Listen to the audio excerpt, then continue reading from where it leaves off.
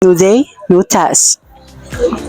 Assalamualaikum, hello Katsuan and hello world. New day, new task. Are you ready to answer our questions? Drop your thoughts. Oops, quick questions lang. What happens if technology were to be integrated in teaching? And what happens if technology were to be integrated in learning? Exactly what we're going to find out.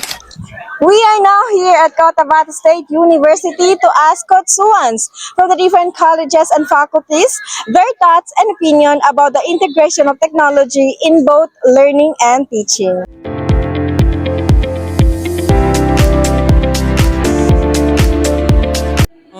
One of the main challenges I have encountered is lack of limited access to reliable internet and devices. It's hard for me, especially for those students who may not have their own devices.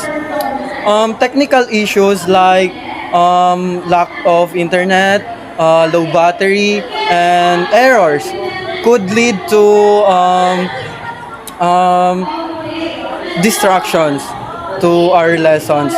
So additionally, managing distractions can be difficult for those students, especially to those students that they use their devices for non-academic purposes. Like like they scrolled in Facebook, TikTok, and it is hard for them to catch up for the lessons. Absolutely right. Indeed, marami talagang challenges that we could possibly face, especially now that in learning, we are adapting to the 21st century na kung saan more on technology na tayo. So pag wala kang access sa technology such as gadgets or internet, magkakaroon talaga ng disadvantage ang isang estudyante.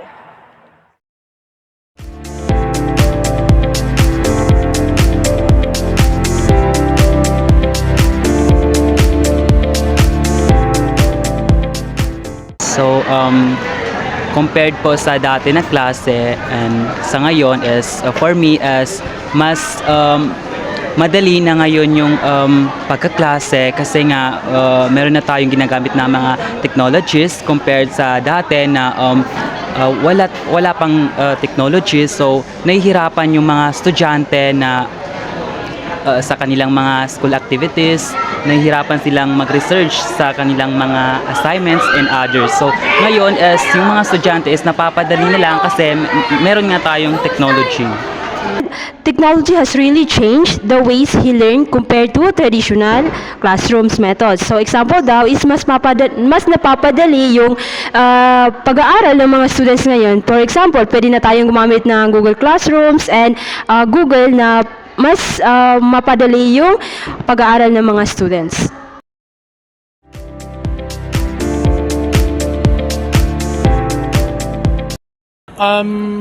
My challenges is easy lang because sometimes when we're using our technology, the connection or the network is really the challenges for us, especially when we are learning in technology. Kasi minsan, lalo na po sa amin, is doon pa masyado sa medyo mga liblib na lugar. So, ang pinaka-common talaga na challenges namin po na is yung mahinang network po. Yes, I absolutely agree with him. There are really a lot of disadvantages technology has, especially when using it as a learning tool. So it could be lack of access to devices, internet, and of course the signal. And that's where hassle becomes real.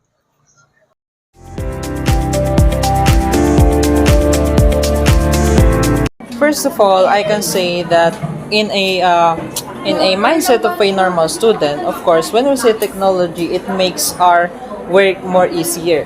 Now, other than easier, it makes our work more creative in a way that the students can showcase their talent.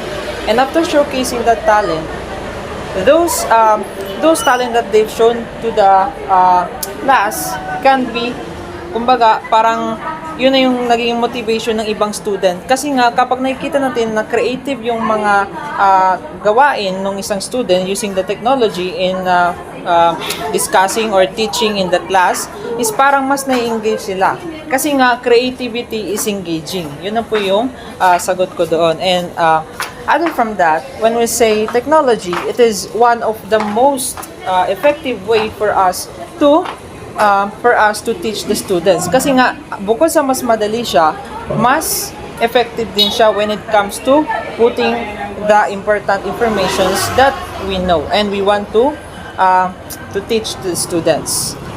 Indeed, using digital tools and application in learning could help you to participate and engage more during the discussion. However, we must use it responsibly as it can affect us negatively.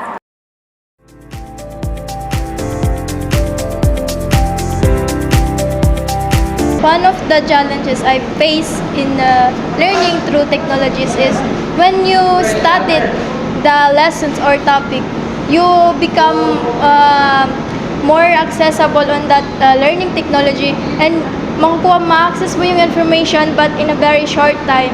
But you cannot memorize it or kumbaga, konti lang yung makukuha mong information pag tinagal na. Kasi as of now, as a student, parang kung ano yung kailangan lang natin, yun lang ang kailangan nating pag-aralan. So, at the future, konti na lang, siguro kapag mag-study ka through learning technology, 100% out of 100%, makuha mo yung 80%, and then the next years, magiging 10% na lang yung malalaman mo doon sa isang topic. So, it can affect my learning, my studies, learning techniques through, kumbaga, nababawasan yung HI, which is human intelligence. Kasi because of artificial intelligence, we cannot say that artificial intelligence is tools or threats in our studies. Especially, it depends on our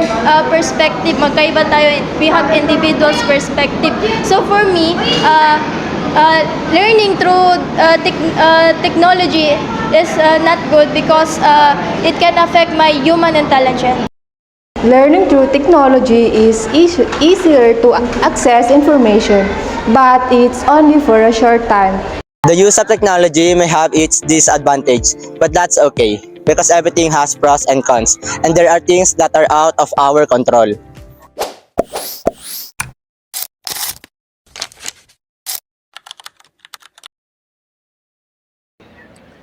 What advice I could give to future teachers who'd like to use technology as technology in teaching students. First, we know that technology is very rampant nowadays.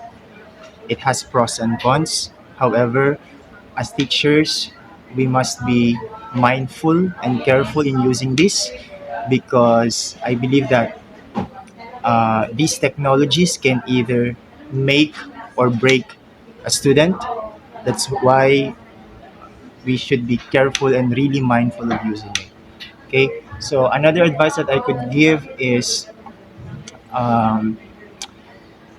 with so many educational technologies available now, we should be mindful in choosing one that can effectively and efficiently be used in the classroom. Okay, because even how good these technologies are, if it is not used effectively and efficiently, it's useless. In choosing this, kailangan ito ay credible, okay? Not because it has good features, okay? Dapat in selecting these technologies, kailangan one major consideration is its effectiveness, okay? Nothing is more important than choosing these technologies because of its effectivity in delivering the lesson, whatever lesson it is. So, I use technology in my class. So, ginagamit ko siya with purpose. For example, siguro gamitin ko na yung experience ko from De La Vida. So, ginagamit yung technology using paggamit ng mga videos para mas maintindihan ng mga estudyante ko yung lesson ko. And with purpose sana. For example, ang aking topic is all about cheer dancing. So, yun, yung video. So, yung specific lang ng video yung pinapakita ko para mas maintindihan nila. And in terms naman sa paggamit ng, for example, mga energizer, no? So, siguro kailangan hindi siya masyadong colorful para hindi siya distracting sa mga bata, no? In particular ito sa mga bata, para ganun, hindi siya distracting. Again, the bottom line of my answer is dapat with purpose yung paggamit ng technology para hindi makadistract sa mga bata. For the online platform, we are using Google Classroom for the uploading the materials and activity and quiz. Also for the virtual meeting naman, we are using Google Meet virtual session. Based on sa mga subject na handle ko, gumagamit kami ng open source software like Visual Studio for programming, for coding. Then for hardware integration naman, we are using what we call Arduino microcontroller. So, doon naman sa Arduino microcontroller, gumagamit kami doon ng different electronics parts for the hands-on activity sa mga student. So, more on technology tools yun siya ginagamit namin. That was an impressive answers and advice from our beloved instructors. From Sir Hamid's technology use advice, Mama Hadea's tips to ensure that technology to be used in teaching would help students learn, and last but not the least, Mr. Alcazir's utilization of technology, more particularly the digital tools and applications to be used in teaching. As what Sir Hamid said, the technologies and the digital tools that will be used in teaching should be based on its effectiveness rather than its good features alone.